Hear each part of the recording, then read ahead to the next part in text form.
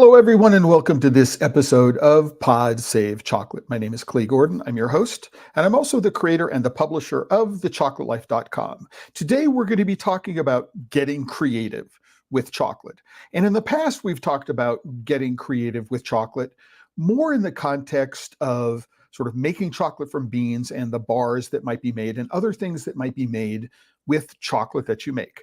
And today I'm actually going to go over something which is quite a bit different, which is to talk about my creative process and how I come to approach things the way that I approach them.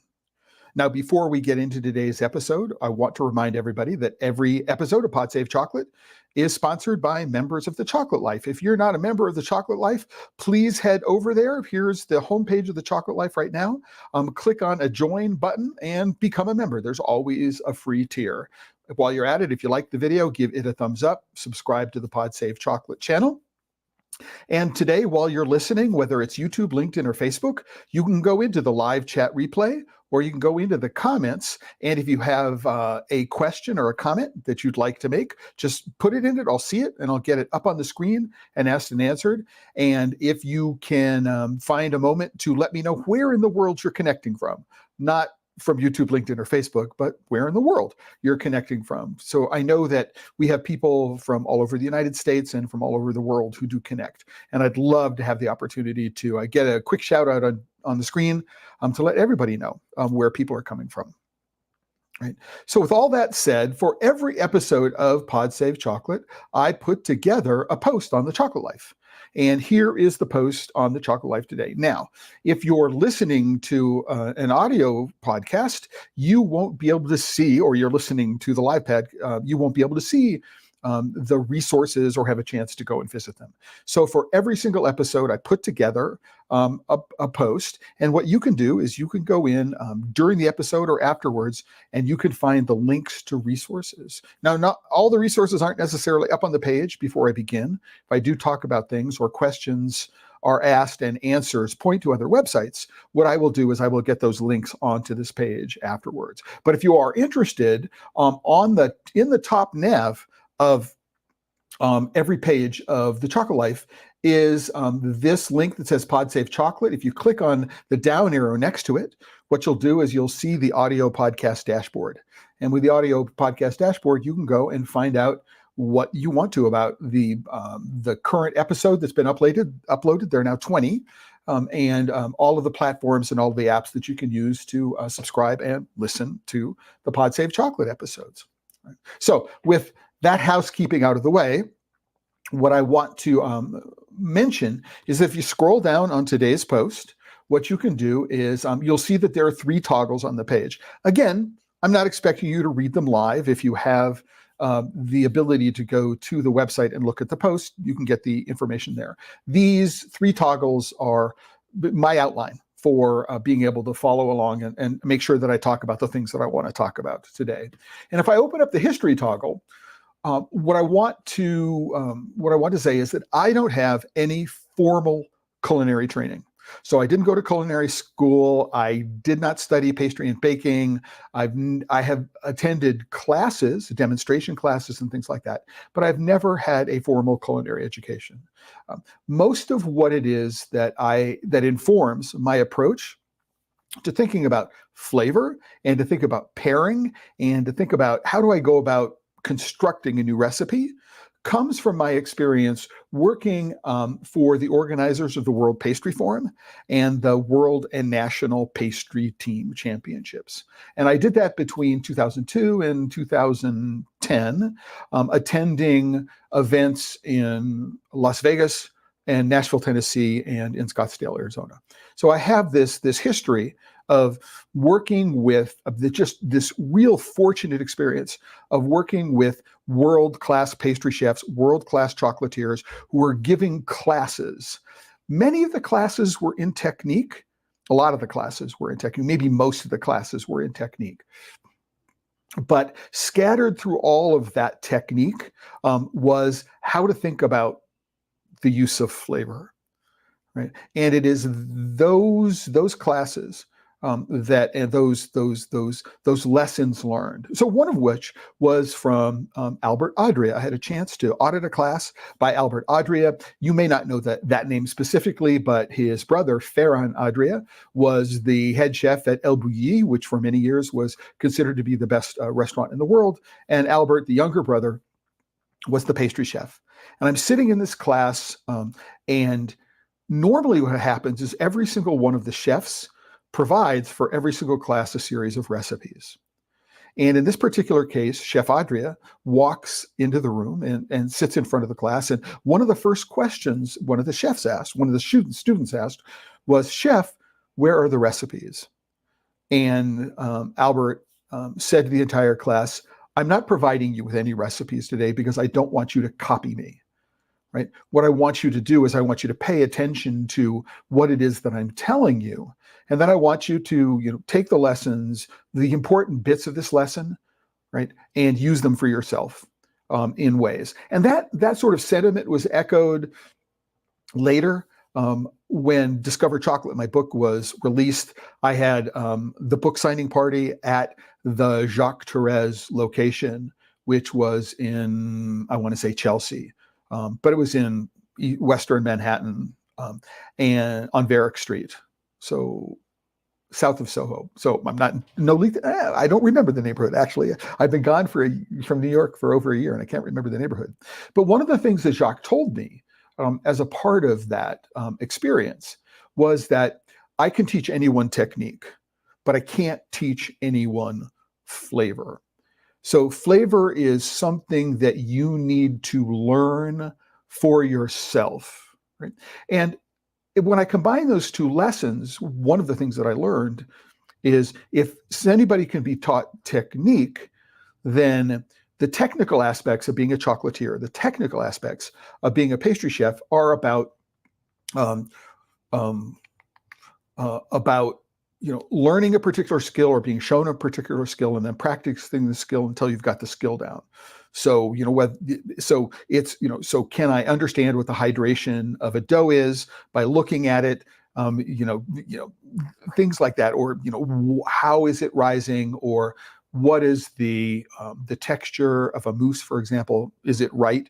These are techniques, right, that I can be taught. But when it comes to does that mousse taste any good, right? That's something that a surprising number of pastry chefs and chocolatiers, I learned, don't have confidence in their own sense of taste. And so one of the things that I was able to do with Patrick Costin, who was a chocolatier, is that I was able to present a class at a World Pastry Forum with Chef. And what we did is we created, between the two of us, about a dozen different tasting samples around the idea of strawberry. And some of the samples we created were just sort of, example, a strawberry compound, and then a strawberry jelly, and then different representations of the flavor of strawberry. And one of the things that I did was recreate a dessert that I make for special events a la minute, which is to use very, very thin chocolate shells. So these are made with a frozen cone machine. Michel Cluzel sells them. Many, you can get them, but they're very, very thin chocolate shells. And what I did is I took strawberries, put them on a mandolin, created matchsticks, and then macerated the strawberries in a syrup, which is balsamic sugar, cocoa powder, and balsamic vinegar, sugar, and cocoa powder with a little bit of cinnamon. And when you think about strawberries, we think about, okay, I've had strawberries with vinegar, and I've had strawberries with chocolate, and I've had strawberries with black pepper. And so this notion of strawberries with vinegar and chocolate, and once we put the macerated strawberry matchsticks into little chocolate cups, we grated a little or ground a little fresh pepper over the top of them. And so I created this, right, as an example of a way of thinking about creating something new, which is to imagine flavors which already go with something, So yeah, vinegar over fresh strawberries is something that we've had before. We've had chocolate with strawberries as we had before. And you can think about how all these things go together, right? And as a part of that, one of the things that we did is we created what I call the tasting game. And I believe it's I actually talk about the tasting game under the some applications toggle. Or is it under the reflections toggle? Yeah, it's under the reflection toggle, under the pairing game. Is the tasting game consisted of a set of cards, and there were the equivalent of suits. And so one suit might be a crunchy element. One suit would be a dairy element. One suit would be a chocolate element. And there were four different categories. And what we did is we randomly selected a set of 4 categories. And we put a set of 4 cards onto the seat of every student in the class. Now, what we do is we asked every student in the class to come up with an idea for a dessert which combined the 4 elements that they had sort of randomly selected.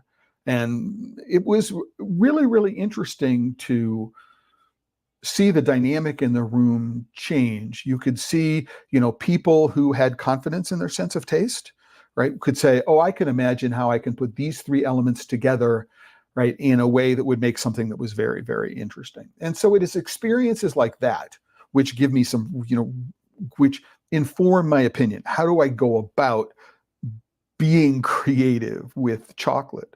That's really, really important.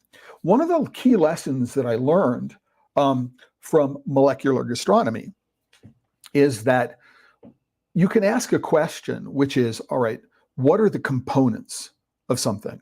So if we think about milk and butter, and I will get to this in one of the applications that I'll mention, but if we think of what are milk and butter?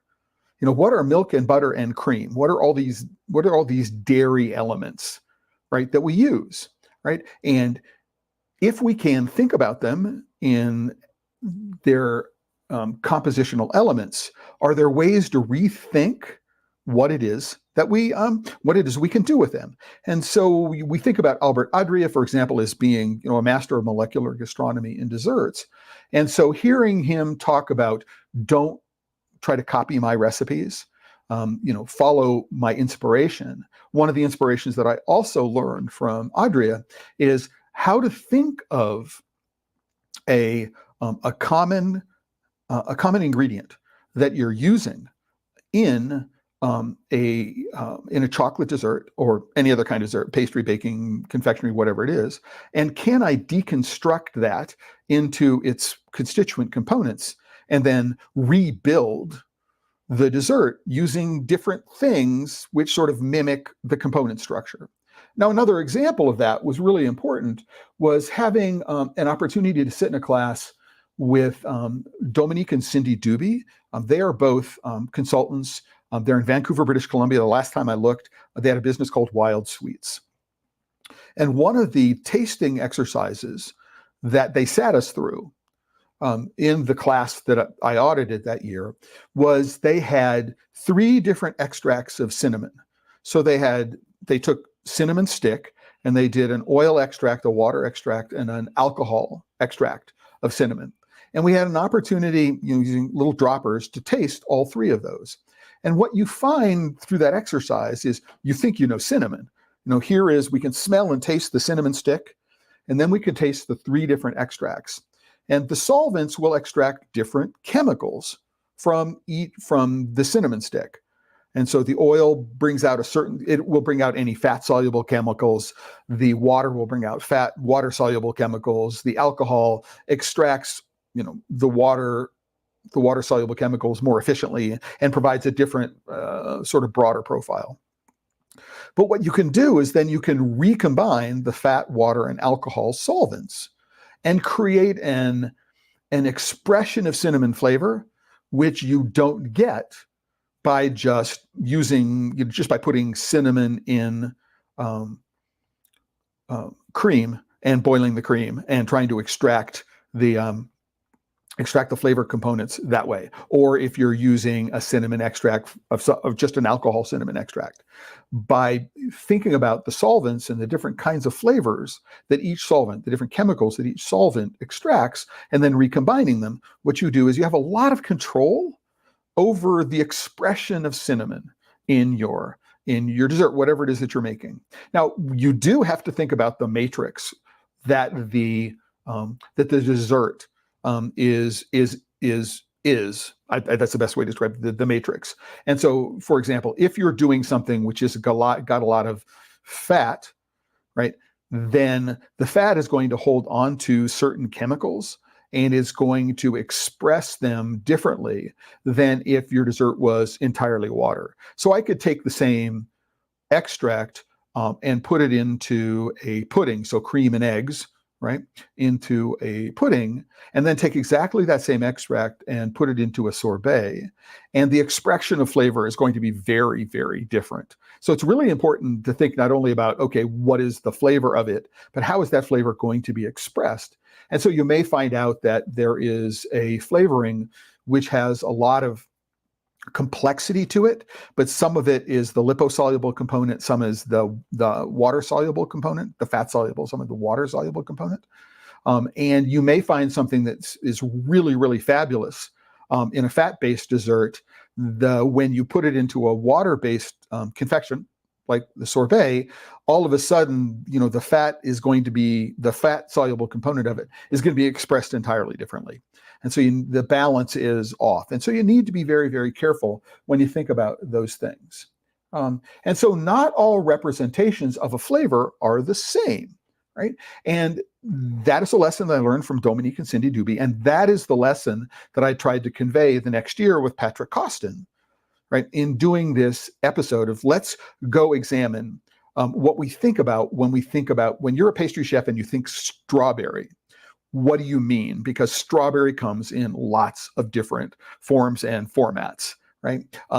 So if you're going to a flavor ingredients company, whether it's Amaretti or it's Karma or it's Nielsen Massey, whatever that company is, and I'll put the links to all three of those in the episode today, in the post for today's episode.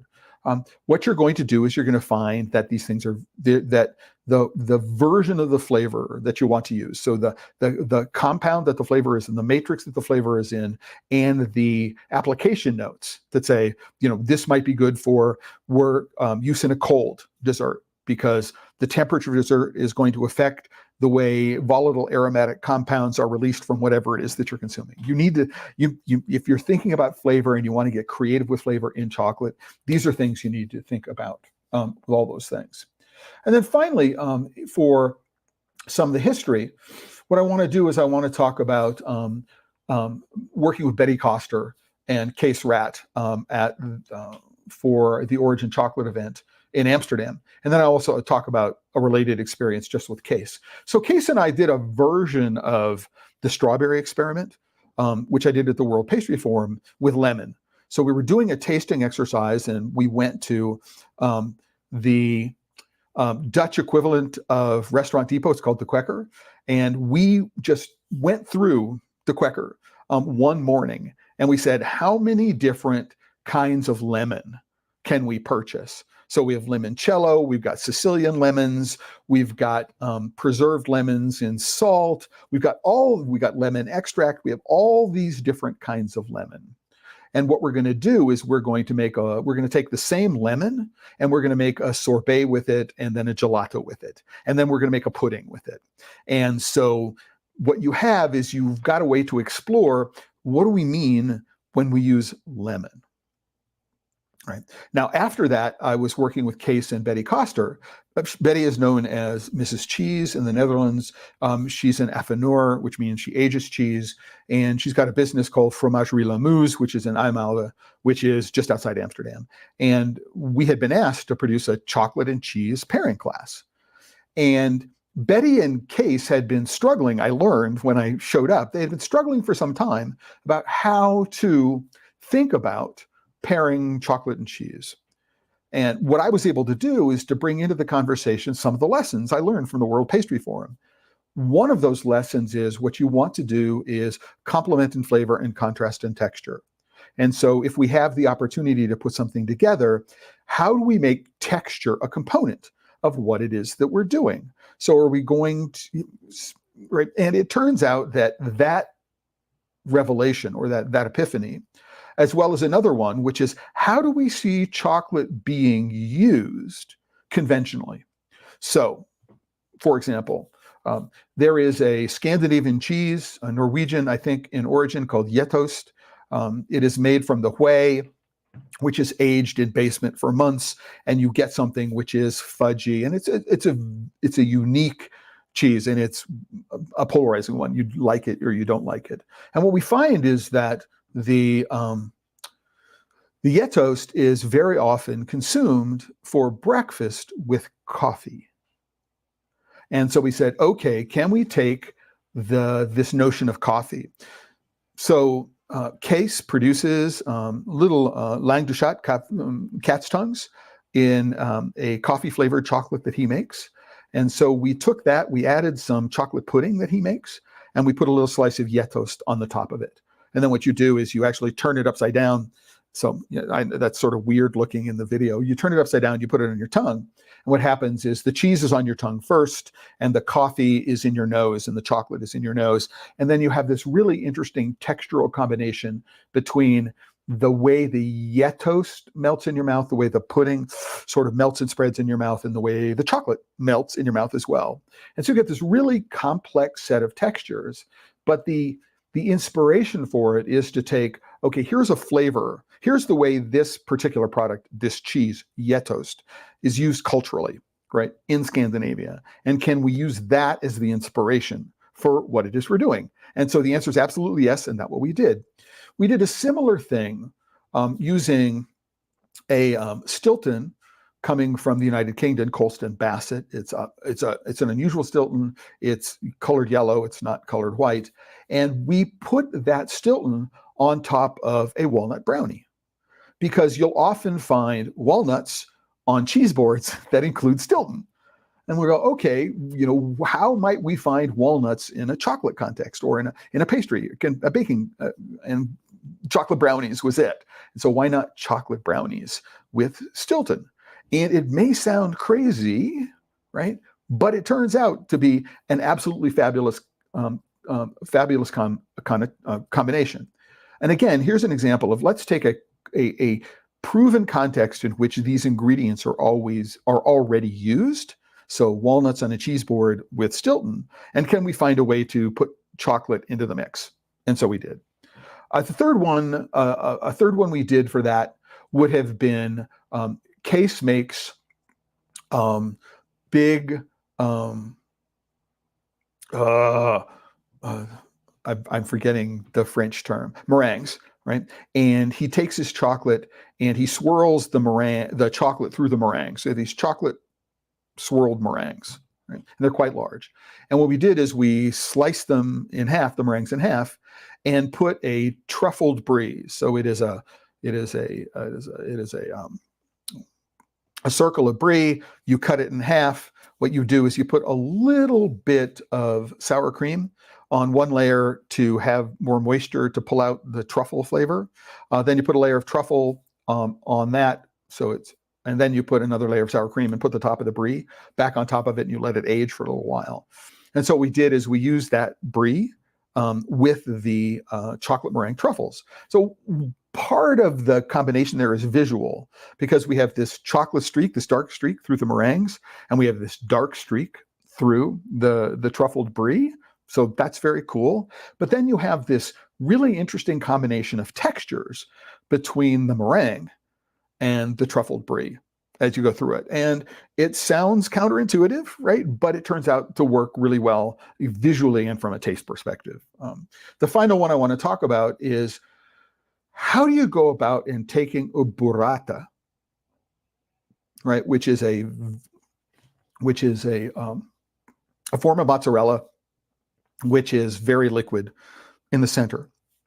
So again, Betty Coster through Fromagerie Lamuse has access to just like some stellar burrata. I mean, if you're not familiar with what burrata is, and you can find a really good imported from Italy buffalo milk burrata, I believe technically burrata is buffalo milk, so that might be redundant. Go get it. I mean, it's amazing. Put it on top of, one way to put it on top of, you can put it on top of pizza, certainly, but an arugula salad would be another place that I might think about putting the burrata on top of. But what we did is we took the burrata, we put it in the bottom of a little dish, and then what we did is we put some really fragrant olive oil on the top of it, and you got the texture of the olive oil with the texture of the burrata. They're different kinds of fats, and so they mingle with each other. You have the grassy aroma of the olive oil and maybe a sharp piquancy associated. So sometimes you get an olive oil, which is quite sharp. Then we had some very large flake sea salt and put that on top of it. So you got a crunchy component to it. And then Case makes a chipotle chocolate ganache bonbon, which is in a stick. And so we then speared this burrata with olive oil and flake salt with this chipotle bonbon. And just sort of visually, it's striking. I mean, it's just really beautiful. You get this beautiful white unctuous burrata with this really, really lovely green olive oil. The sea salt adds a little visual white, component on the top of it. And then you have this baton, right, of a chocolate bonbon, and you're sticking it in. So visually, it's quite striking. But again, texturally, the way the olive oil feels in the mouth and the way the burrata feels in the mouth is very, very different. The crunch of the sea salt, the soft bite through the baton, right, and the heat of the baton, which is then ameliorated by the dairy in the burrata, right? And I don't know that there was any particular thought about, oh, this is the way we might eat burrata in Italy, except maybe putting olive oil on top of burrata, right, and then salting it, right? We may have seen that, and I don't remember the inspiration for the chipotle bonbon, but what I can tell you, it's just a wonderful combination, right? And so I wanted to go through that sort of history, right? Because most of the rest of what it is that I'm going to talk about are things that occurred to me, and these are recipes and things like that. These are things that occurred to me after all of the things that I talked about in the history had occurred to me.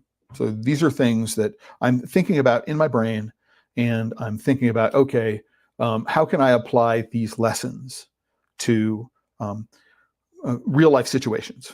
So let's go there. But before we go there, I want to do a quick shout out to my king from Encore Coffee Company in Kansas City. Hey, hope things are going really well for you today, Mike. And thanks for giving a chime out. If you're out there and you're listening live, whether it's YouTube, LinkedIn, or Facebook, go into the live chat on YouTube or the comments in LinkedIn and Facebook and let me know where in the world you're connecting from. Would really, really love that. And while you're at it, give a thumbs up on the video. I really appreciate that. It will help spread the word by feeding the YouTube algorithms. So when I talk about some applications in the next section, and one of the things that I want you to think about, right, is to think about again asking the question of what are cream and butter, right? So cream and butter are emulsions of fat and water, right? And the differences between cream and butter are, to a very large extent, the difference in the ratios between the amount of water to the amount of fat. Right? But cream and butter are emulsions. And if you think about them as emulsions that are composed of fat and water, what you can say is, oh my gosh, how can I use that, right? That fact, that simple fact, right? Understanding that that's what they are, to do something interesting. One of the interesting things you can do is you can take classic French sauces, right? So the two examples that I give here are beurre blanc and hollandaise. So if you were to take a beurre blanc and you think about, it's sauteed shallots and you've got butter and you have vinegar, those are the primary components. What you could do is you could take a look at the butter component and go, ooh, what are some other fats and liquids that I could use to replace the butter component? And so I can tell you right off the top, right, that you can replace some of the butter, up to about half of the butter, with cocoa butter and some other liquid, right? You can replace half of it with dark chocolate And so you can make a dark chocolate beurre blanc. And I know that's a contradiction in terms because it's no longer a white butter sauce, but you got dark chocolate beurre blanc, which I have used as a garnish on top of pan-seared snapper, among other things, right? And you can also make a white chocolate beurre blanc. Now, a white chocolate beurre blanc has a tendency to be much sweeter, and not all beurre blanc recipes have sugar or anything sweet in them, but you can think about, okay, where could I use a lighter version of a beurre blanc? So it's not as transparent. So it's more opaque version of a beurre blanc, which has got a lot more sweetness in it. And perhaps if I'm using, undeodorized cocoa butter or a combination of undeodorized cocoa butter and white chocolate, then I've got this sort of really interesting round base, right, which comes from the undeodorized nature of the cocoa butter, to add a really, really interesting complexity to the sauce that's not normally there. I've made a variation of this, so essentially a compound butter version of this, very, very dense, in which I put on top of grilled steak, for example. Instead of putting butter on the grilled steak, what you can do is you can create a variation of one of these classic French sauces, like a béarnaise, for example, but you're replacing some of the fat component of the béarnaise with chocolate. And it's not a straightforward path to get there, but it turns out that it's really quite an interesting way to go about doing it. And one of the things you'll find, especially with a hollandaise, right? So a hollandaise, you do have to worry about the sweetness of it, I think. And so I tend to use a little bit more cayenne when I put this together, or I will try to use more cocoa butter than white chocolate. But a white chocolate hollandaise, when you put it together, is remarkably stable. If you've created a good emulsion, then a white chocolate hollandaise will hold much more easily, will be much less likely to break, right, in service over an extended period of time. I know this because I had a party for the release of my book in Washington, D.C. at a bed and breakfast. So it was a weekend, chocolate weekend. And for Sunday morning brunch, we served white chocolate hollandaise on Eggs Benedict. And yeah, it was pretty darn good. And, there was a lot less worry in the kitchen about holding the hollandaise over the course of a couple of hours from the time breakfast was starting to be served until breakfast no longer be served, brunch on Sunday. So something to consider. Right? I was doing an event at Jimmy's Number 43 in New York City. And we wanted to do a very, very quick amuse in a very different way. And I was thinking about, sort of the cherry chocolate combination that finds its way maybe into Black Forest cake, right? And said, I don't want to do something that's really that sweet, but I want something which is going to be a really, really simple thing that's, like, again, just a really quick, and I wanted it to be a beverage. So right between things. And so what I did was I got a cherry juice, and then on top of the cherry juice, what I did is I put whipped cream with a little bit of creme fraiche. So it's cream and a little bit of creme fraiche for some tartness, and cocoa powder. And so we made this chocolate garnish, whipped creme fraiche chocolate garnish to put on top of the cherry soup. It had whole cherries in it as well, but really, really quite effective. So really, really quite effective, really, really quite refreshing. It was unusual. We had, a fairly heavy, in terms of salt and fat, first course. We were going to have something which was quite rich for the second course, and having this acidic component. The texture was provided by the cherries. They weren't maraschino cherries. I don't think there were Luxardo cherries. There were some other form of macerated cherry that we used in the straight cherry juice, but this little light foam that was sitting on top of it, which was chocolate scented. So really, really nice way to think about it.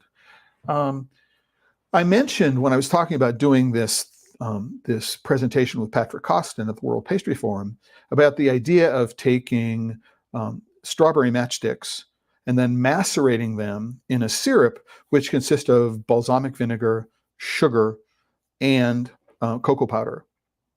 And the idea for this came from a real traditional balsamic vinegar, like a 75-year-old AIB certified balsamic vinegar. Fortunately, I had access to them. I had a local market when I was living in Westchester County. I could go down to Arthur Avenue and get some, here's some, bog standard, $3 per liter balsamic vinegar from Costco, Monari Federzoni.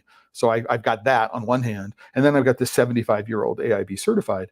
And I was thinking, is there any way that I could make this inexpensive balsamic vinegar more like what I was experiencing in consuming the AIB certified balsamic? And there is a tradition in Italian cooking of making something called a condimento. And a condimento is basically inexpensive balsamic vinegar, which is reduced, right? And it might be flavored. And so I took, a liter bottle of the inexpensive from Costco balsamic vinegar. I added a little bit of sugar, and then I added some cocoa powder to it. I mixed it all together and then reduced it to create a thick syrup, right? And it turns out you've got something which is, the concept is very, very versatile. So for the tasting exercise that I was doing with Patrick Costin, and I made these for a bunch of events and served them sort of a la minute.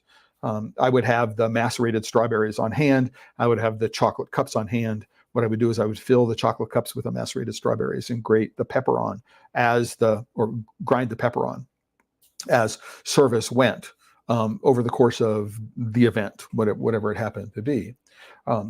But it turns out that, hey, this is a really, really versatile kind of idea that you can use. So for the strawberry versions of these, I added cinnamon powder, right? So ground cinnamon. Into this, you've got something which is cinnamon scented, cinnamon strawberries. We all know that works, right? We know it really is an interesting way to think about it. And one variable which I haven't mentioned is that the mouthfeel of the condimento made this way is very different if you use a low-fat powder or a high-fat powder. So you can, at any level of reduction, the more fat you have something which is much more unctuous, right? Than you have is something which is using a low-fat powder. So you can use those two variables, and there are actually more. That the fat content is more interesting in this recipe than whether you're using an alkalized cocoa powder, a Dutch processed cocoa powder, or a natural cocoa powder. Although if you've got something which is heavily acidic and you've got a natural cocoa powder, you might not want to do that. You might want to use an alkalized cocoa powder, which will give you more flavor. I have made a version of this which is more like a hoisin sauce. So it includes mirin and soy sauce and other kinds of ingredients that find their way into Asian glazes and sauces. And for many years, I was able to get my kids to eat their broccoli by roasting the broccoli in the oven and putting this chocolate hoisin sauce over the top. It's like, hey, why not have chocolate with your vegetables? And here's a way to do it, right? And it's really, really interesting, and it's really versatile. And you've got something which, depending upon the kinds of seasoning, the flavorings you're using, cinnamon or other things, you've got something which is really, really flexible and really, really versatile and can go lots of different ways. I was asked to do an event, and I forget what it was, and for some reason, cheese was involved. And they were looking for a way to serve the cheese in an interesting way. And so what we did is we made Parmesan tuiles, and in the Parmesan tuiles, we put cocoa nibs. So really, really simple thing to do. Just put the Parmesan, the grated Parmesan onto the silpat, whatever you're using, sprinkle in a few cocoa nibs over the top, finish them off in the oven as you're going to finish them. And then you've got this wonderful Parmesan tuile, which has got this cocoa element to it, this crunchy element. It's crunchy, different from the crunchy of the Parmesan tuile. It turned out to be a lovely base we did some of them. We wrapped them around asparagus, into which we'd put a white chocolate horseradish cream. So just a lot of fun in playing that way too. Now, I don't know about you, but I'm not really a fan of chocolate cake, right? Traditional chocolate cake flour with lots of flour cakes. Lots of flourless cakes, yes. I'm more of a fan of brownies than chocolate brownies than a chocolate cake. But I had an opportunity to do something for my daughter for her birthday once, in which I said, listen, I want to make a really chocolatey cake. It's going to be a layer cake. It's going to have that visual component rather than just a brownie.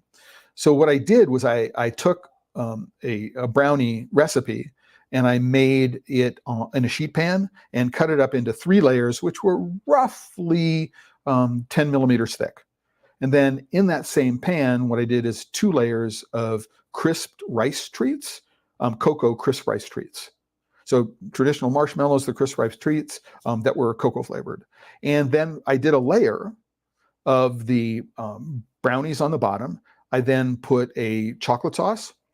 Then I put a layer of the rice crisp treats.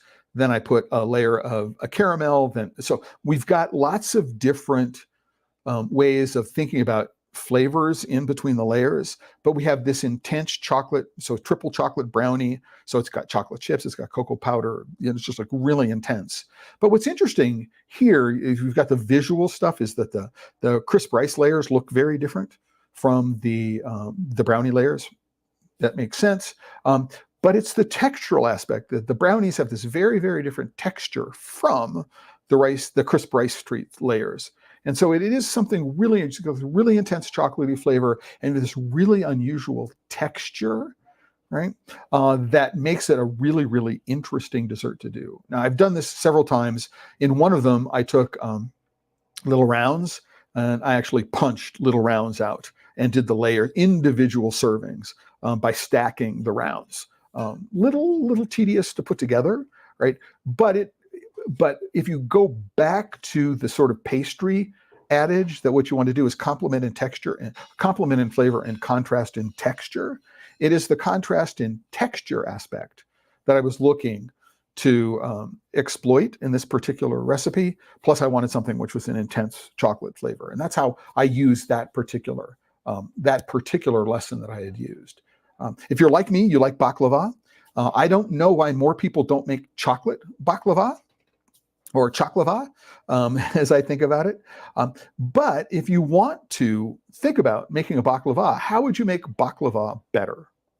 Right? So there are a bunch of different kinds. You might make it with pistachios, you might make it with walnuts, you might make it with orange water, you might make it with rose water.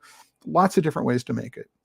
What I'm going to suggest you do to make the best baklava ever using your existing approach, whether it's pistachio or it's walnuts, or some other nut.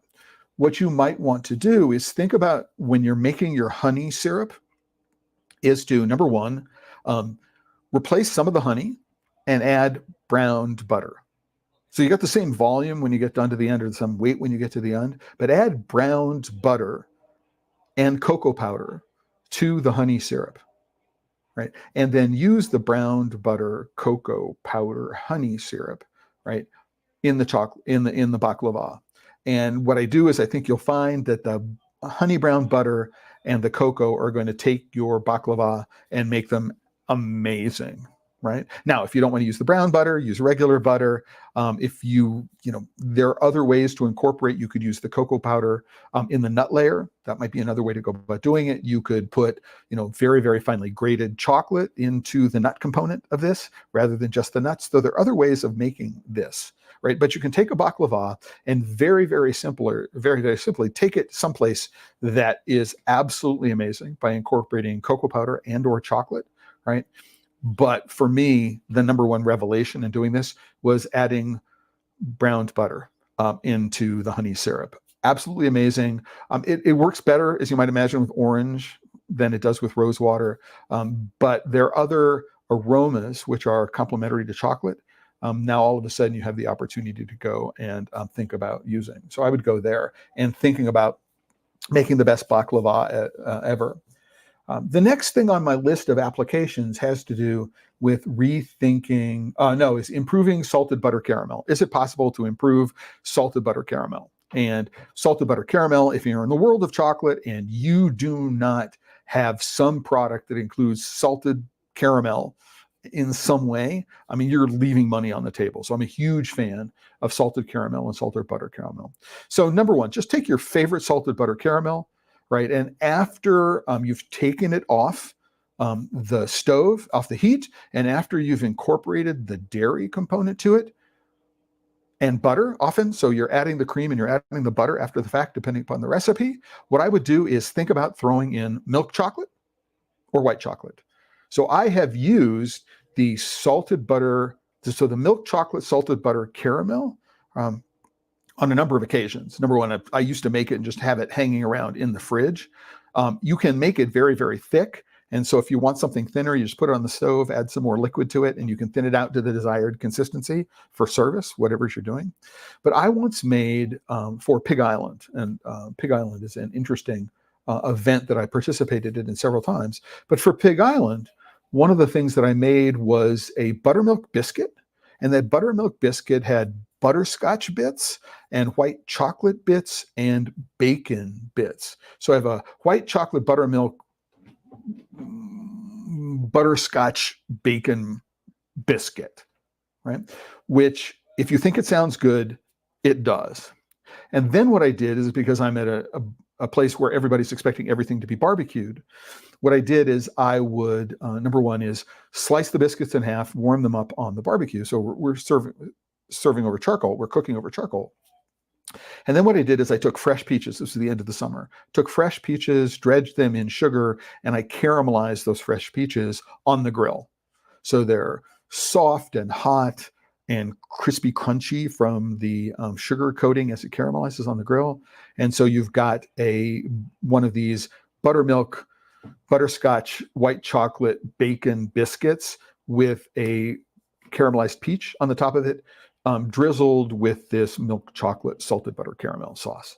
And if you think that sounds good, it's absolutely amazing. I can recommend it. So you can take a salted butter caramel. So if you're interested in say, okay, what might I do with something like a caramelized white chocolate? Well, that's an interesting thing. Caramelized white chocolate, you can buy it. There are a bunch of different companies that are selling caramelized chocolate. But what you might do is you can say, can I make a caramelized white chocolate sauce? Ooh. And the answer is absolutely yes. You just take your salted butter caramel and you can make it a dark caramel or a light caramel. You can cook it to whatever crack or whatever temperature you want to get the color you want. And then after you've added the cream, after you've added the butter, add white chocolate to it.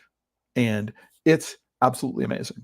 Absolutely amazing. The mouthfeel component is interesting because there's a different kind of fat, and the combination of the cocoa butter and the milk and the chocolate, the way that matrix works compared with the butter and the cream, absolutely amazing. So salted butter caramel can be improved by adding chocolate to it. Now, I'm not a fan of dark chocolate salted butter caramels. I've tried it a couple of times, and I'm really, really more of a fan of a milk chocolate. I tend to use dark milk chocolate, so somewhere in the 48-55% range when I'm making the milk chocolate salted butter caramel. So think about that as something that you're doing. So something like that, a salted butter caramel, right, which was used. I could imagine then putting that into a stand mixer and whipping it, right? And using it again, sort of as a frosting or a filling for something. There, we can layer techniques and flavors on top of each other to do lots of different things. This rethinking chocolate fondue is another aspect of how do we go and rethink an emulsion? What are sugar, or what are cream and butter? So cream and butter are emulsions of fat and water. And the difference is the ratio of water to fat in the emulsion. But if you were to take a chocolate fondue recipe and say, okay, to this amount of chocolate, I need this amount of water and this amount of fat, what you can do, or this amount of liquid and this amount of fat, you might say to yourself, okay, what liquid can I use and what fat can I use to replace the regular water and dairy fat components of cream and butter? And this came to me when I was asked to do a sweet something for a beer festival, a craft beer festival in New York City called Get Real New York. And the organizers, a friend of mine, Chris Kuzme, whom I had met at Jimmy's number 43, because we had done chocolate and beer pairings there, said, "Hey, Clay, do you think you could come up and do something? We'll buy the ingredients. Can you do something for us?" And they wanted something that incorporated pork. And so I'm thinking, oh my gosh, how do I incorporate pork and chocolate? And I'm thinking, what am I going to do? And it realized that I had known that there are people who take bacon and cover bacon with chocolate. So I knew chocolate and bacon was a thing, right? But I don't like room temperature bacon. So I wanted to think, how can I do something which I can serve warm, something I can serve, right? Warm to people. And so I said, all right, number one, the first time I did it, it was in a kitchen where we had a deep fryer, and I was provided with bacon in strips. And so we folded the bacon into strips, and so they were folded maybe 4 times, so there are 8 layers. And what we do is we put a toothpick through them, and then we had a deep fryer. And so I had deep fried bacon, which is never a bad thing. Right? But what I did is I used bacon fat. I rendered some of the bacon and got the fat. And I said, what I can do is I can replace the water component in the cream and butter with beer. And I can replace the fat component with bacon fat. And so that's what I did. I made beer, bacon, chocolate fondue. And it is so wrong in so many ways, but it is one of the more amazing things that I think I have ever made, and just from the response that people got. And so there are a couple of things that you want to be aware of if you're going to do something like that. So take your fondue recipe, just deconstruct the ratios. If I'm using a butter, which is 80% fat, and I need 100 grams, it's like, oh, I need 80 grams of fat and 20 grams of water for whatever the amount of chocolate that I'm using. And the same thing is true. I can look at the fat content. If I'm using cream, it might be 53% or 37%, whatever the number. It will vary depending on what you're using. And it's really, really easy to figure out. There are a couple of things you want to do. Number one is, if you are going to be cooking the bacon over sort of a barbecue or in a pan, you do want to get it crispy, because you're looking for, in the bacon, sort of the combination of crispy, chewy, fatty, if that makes sense. So you're using very, very thick cut bacon. If you can get slab bacon and you can use it that way, you do want that, right?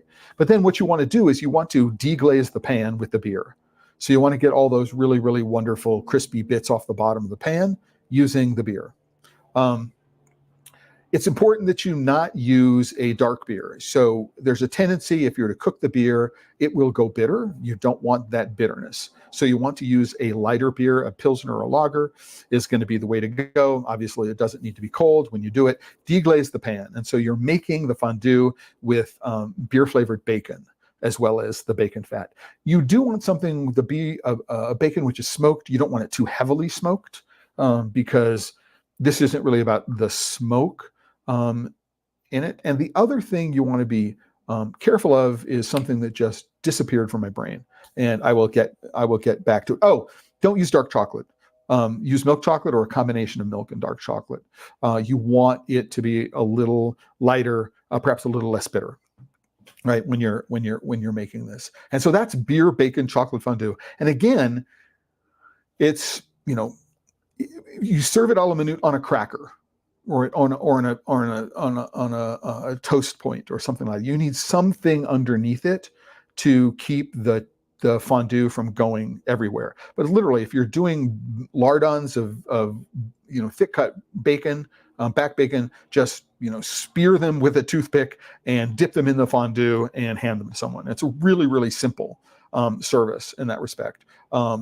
And it's really, really quite phenomenal. And then you can use that idea of deconstruction, taking a look at the components of a dessert and say, can I take this thing and break it down into simpler parts and then reimagine how those things go together? Really, really, really, really cool idea. And then the last one that I wanted to do is, many of you may have seen a recipe recently. I'm going to get rid of, I'm not going to get rid of, but I'm going to hide my notes for today. Many of you may have seen on the internet this viral chocolate pudding, which is made with scrambled eggs. So the ingredients are scrambled eggs and cocoa powder, maybe a little bit of milk, and then some form of sweetener. And I've made it a couple of times, and I have in front of me a little glass, right, in which I am doing, which I have some. I made it today's Tuesday. I made it on Sunday, and I took it out of the refrigerator maybe 40. Well, no, at this point, almost an hour and a half ago, and it turns out that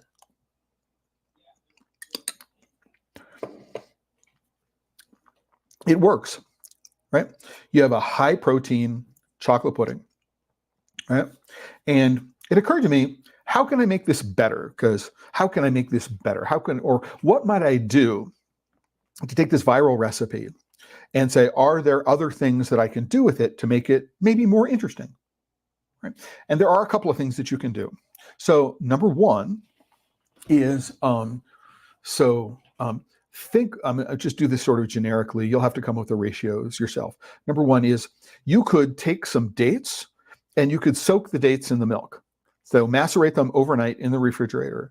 And then, because you want to soften the dates, right? And then rather than using sugar, you could use dates as the sweetener component. So how many dates? I don't know the answer to the question. Are you using deglet dates or Medjool dates? It's going to be different, right? But one thing to do would be to use put dates in the liquid, right, and puree those in when you're making the chocolate pudding. Another thing to consider is to use the milk, and instead of using a sugar or other form of sweetener, throw in an extremely ripe banana.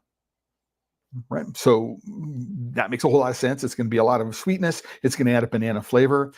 People often use applesauce when there as a liquid ingredient and as a texturizer and a moisture component when making a chocolate cake. If apple and chocolate go together quite interesting well, and so you could add you could use applesauce as the sweetener component. So those are three very, very simple ways to think about this recipe and to rethink it. Why might you use it? Number one is you're looking for something which is a protein component on the go. So could you use this as a high protein add-on to lunch, for example? So you're carrying this to work, you're putting it in the fridge. It's got none of the bad stuff that you're going to find in commercial pudding packs that you're buying.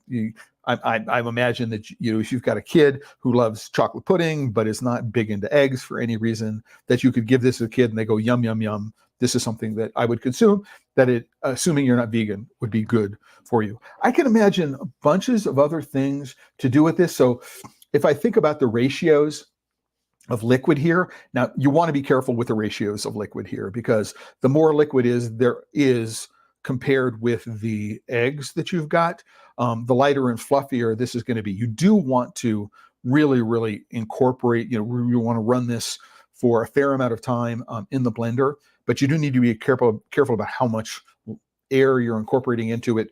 Will change the texture. If you use less liquid, obviously you have something which is thicker when you get done. And if you add more liquid, it's like overrun in ice cream, right? So it will be greater volume, but the texture will be changed very, very differently.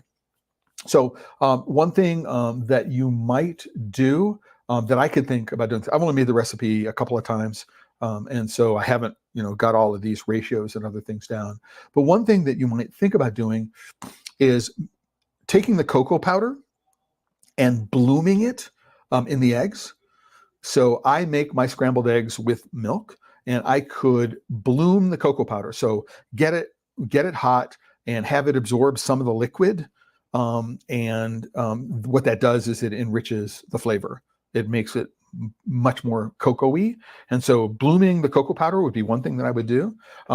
I might use a little bit of espresso powder into this. So because espresso does a great job of ramping up chocolate flavor without actually, you have to be very careful because you don't want to necessarily make it taste like coffee, but you could. Right. And then what I might also do is think about adding very, very small amounts of salt to this to enhance the flavor. So those are some ways. I mean, I could think of maybe using Greek yogurt rather than milk, right? Or sort of varying or combining some Greek yogurt with some milk. It would make it a little tangy. I'm thinking I could take apricots and then soak apricots and get them very, very soft and puree them. And so I've got something which is along the lines of soccer tort, especially if I were to put like a ladyfinger or something, like if I wanted a cake component into it. I mean, there's a lot of really interesting things. I could see, if you're thinking about doing a tiramisu-like thing with whipped cream, this might be something that you could do with that. If you're doing the apricot thing, apricot chocolate is a filling, is a frosting layer for something like that. Instead of using dates, use dried figs. I mean, there are all sorts of really, really interesting ways to take this basic recipe, which sounds like sort of weird. And I can tell you, I didn't know what to think about it until I made it the first time. And I'm going, yeah, this works. And, I've tried it a couple of times, and it's very more-ish. I mean, if you've got a large container, it's going to be really difficult to just stop yourself from eating the whole thing. And so putting it in small glasses is the way to go about doing it. But it's just the beginning. And that's the point that I wanted to make, that this viral chocolate pudding recipe, there are lots of very, very simple ways to make it very, very interesting. And so those are some of the applications. I mean, when I think about my creative process and how I think about these things, these are just some of the things that I've come up with. And so when you're thinking about chocolate, if you're a chocolate maker, you always want to be thinking about, rather than I'm a bean to bar chocolate maker, you want to think about yourself, I am a chocolate maker. What is it that I can make with the chocolate that I make?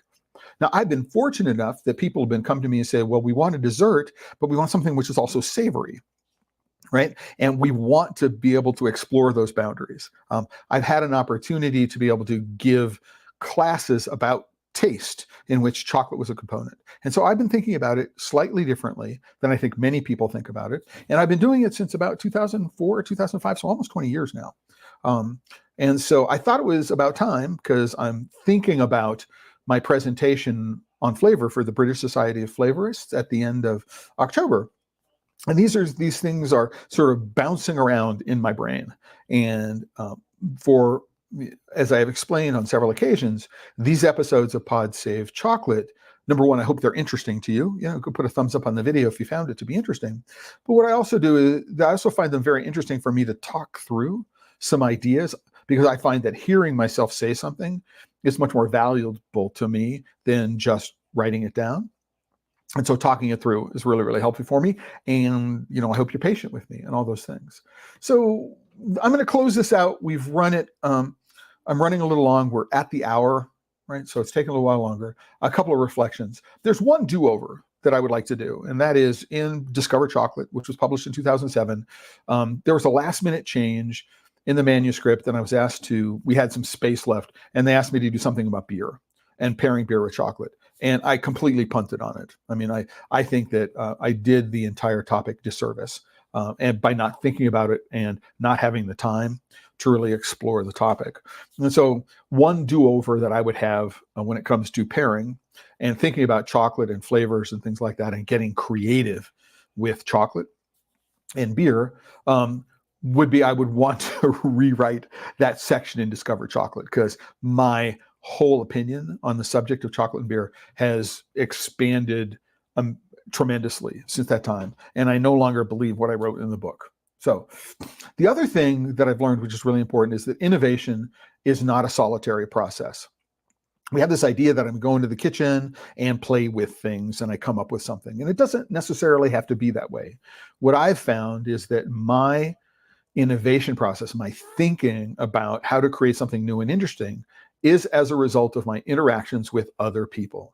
So somebody saying, hey, Clay, we'd like you to do a class on taste, right? And what would you do with that, right? And so speaking with the organizers of the event, speaking with a co-presenter on what would be an interesting lesson to give, right, turns out to be really, really important innovation, really, well, inspiration for thinking about things in a new way. I had no idea sitting down in a class, 2 classes with Albert Adria and Dominique and Cindy Duby, back-to-back days at a World Pastry Forum in the early 2000s, would provide me with this notion of deconstruct, think about things, break things down. And I've used that idea dozens and dozens and dozens of times in the intervening 20 plus years, right? So you never know when a conversation is going to have an impact on you, and then involve things like, I was, again, and it could be your children. If you have children, I was saying, ooh, can I find some fun and interesting way to take broccoli and make it more attractive to them? And so creating an Asian inspired chocolate drizzle that I could put on top of roasted broccoli was something that I did. You never know what it's going to do, and don't think you need to do it alone, right? What you want to do is be inspired by other people and reinterpret them. You don't necessarily want to steal what they're doing. And that is the lesson from Albert Adria, is you don't want to copy me. What you want to do is you want to take inspiration from the way I think about putting things together. And that lesson, again, has stuck with me from the very beginning. Really, really important.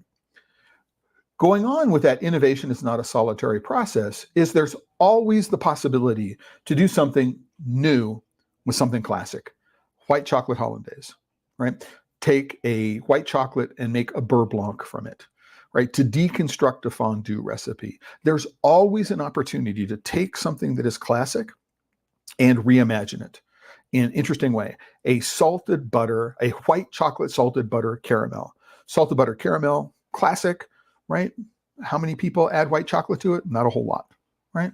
So there's always a possibility to do something new with something classic. And you can look at a classic recipe, tiramisu, for example. How would you pull it apart, right? And take a component. So could I do something with a mascarpone cheese, for example, in an interesting kind of way? It might not be a classic tiramisu when I get done, right? But it would be something which is inspired, which might deliver a new tiramisu experience, a tiramisu-like experience.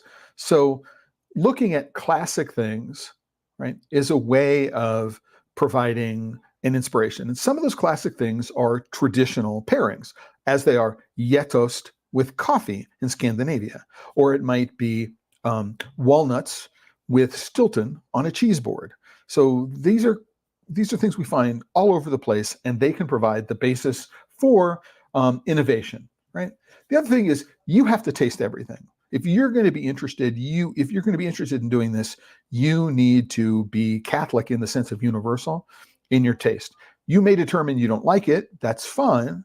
But if you've never had passion fruit, for example, hard to imagine that you've never had passion fruit before in this day and age, you'll never be able to identify it. You'll never be able to say, what I need is that kind of acidity, that kind of acidic punch and tropical flavor in what it is that I'm doing. You need to be voracious in your consideration of tasting stuff, right? Whatever it is. You never know when inspiration is going to strike with a particular something that you eat. You never know what it is, right? It might be a textural component. It could be a flavor component. It could be in terms of taste on the tongue or aroma in the nose. You need to be just really, really a seeker of these flavor experiences. Really important. The other one, which goes along with taste everything, is challenge yourself, right? So, I was thinking about this chocolate pudding, and I had been, thinking about it on Sunday, and I was out on my morning walk this morning, and I said, what are 9 or 10 or 11 other things that I might be able to do with this chocolate pudding, right? To make it very, very interesting. And for me, to make it interesting for me as a series of explorations. The version that I'm working with right now is flavored with deglet dates, which have been soaked overnight in milk. Right? And I'm going, right, I don't need sugar. I don't need maple syrup.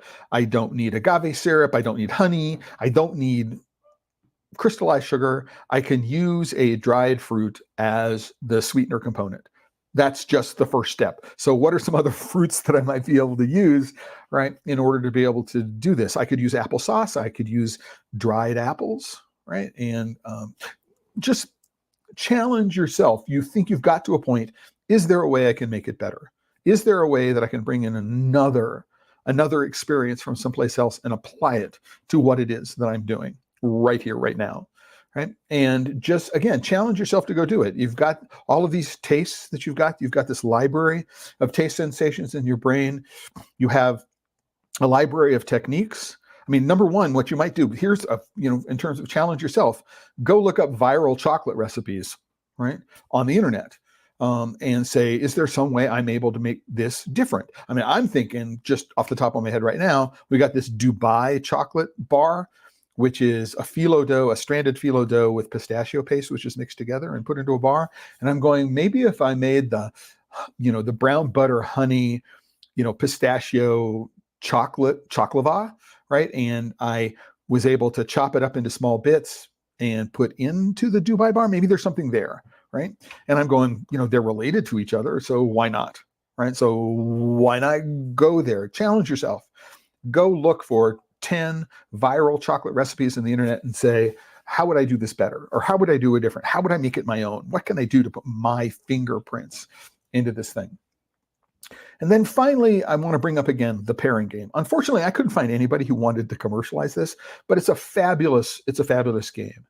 What you do is you take like things. So you have dairy components, you might have baked components, you'd have chocolate components. Those are 3 categories that you might do. Fruit components, there are 4. And so in the fruit components, you got blueberry, blackberry, raspberry. You just start listing all the fruits. And then when it comes to dairy components, you've got like Greek yogurt and creme fraiche and butter, and that's another one. And then you've got bakery components. You might have this kind of biscuit and a sablé, and you've got all of those kinds of things going on. So right, and then chocolate components, you've got just milk chocolate or dark chocolate or white chocolate. And then what you might do is you might have a chocolate caramel. So you have these 4 categories of things, and you put each individual item onto an index card, right? Each card is a different color. Each set of cards is a different color. And then what you do is you just you mix up each one of the stacks of those 4 elements. And then what you do is you deal out a set of cards, right? Where there's one of each of the 4 different categories.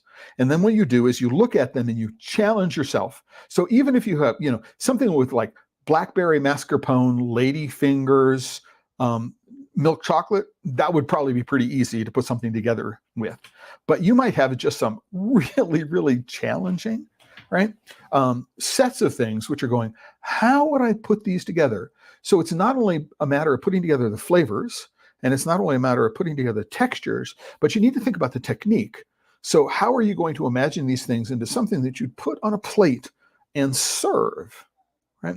And I got to tell you, man, if you do this, I mean, number one, it's a great parlor game. If you were to do a potluck with somebody and you were to give every potluck guest, hey, here are 4 things, and whatever you bring, it needs to be an expression of both those 4 things, right? That's an amazing potluck exercise. So this is a way of gamification, if you want. It's a way to gamify the idea of how do I come up with new ideas, right, for what it is that I need to put together. And even if you don't actually bring them into existence, even if you don't actually make them, right, just the process of going through and saying, how would I take these 4 elements and put them together in an interesting way, right, turns out to be really, really, really fabulously fun. If you're an instructor, making a set of these and giving them to your students, right, is a way of challenging them in the classroom. So, and you could do a hot version of this, not just a pastry baking version. You could do something for the hot, salty side of the kitchen. It would be a lot of fun. And with that, I want to say thanks to everybody who's been here. I want to point out to today's post for PodSaveChocolate, Getting Creative with Chocolate. It's episode number 72. I mentioned 3 different companies. So Amaretti, Karma, and there was a third one I'm going to have to remember as a flavoring company. I will try to remember what that is and put it in today's post. But what you've got is you've got links to the YouTube archive, now the LinkedIn archive, the Facebook archive, as well as all of my notes on history, applications, and reflections. And so you can go back over this episode and you can go look at the post. If you are a member of the Chocolate Life, you can go down to the bottom and there's a member discussion. So you can ask me questions, make your own comments. You might say, hey, Clay, I tried this. What do you think? I tried the chocolate pudding and I used this and that and the other, and I'm going, oh my gosh, that's an amazing thing. I haven't talked about adding crunchy elements to this. As I'm pouring it into my cups, could I pour it on top of sort of a crumb? Could I incorporate cocoa nibs? They probably would absorb moisture. And so they probably end up not being a fabulous crunchy texture when I get done. But there are things that I could do to add a crunchy element to this.